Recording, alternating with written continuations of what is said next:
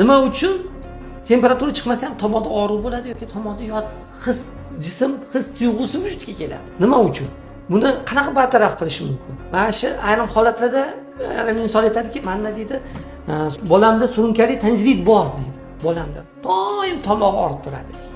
Mana shu narsa nimadan vujudga keladi? Nima sababli? Bu narsada negizida nima turadi? Yoki shu katta odamda ham ovqat yemanda mana shu narsa turib qo'ygan deb.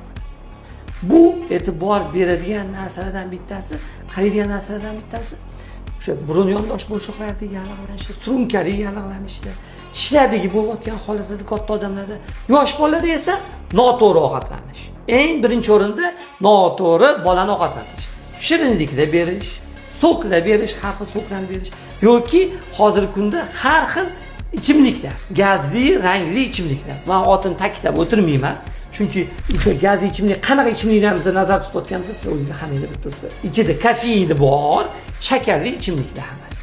Mana bularni berishimizda bolada oshqozon ichak traktida dimlanishi vujudga kelishi va natijada tez-tez tomoq og'rishi sababchilardan bittasi bo'ladi.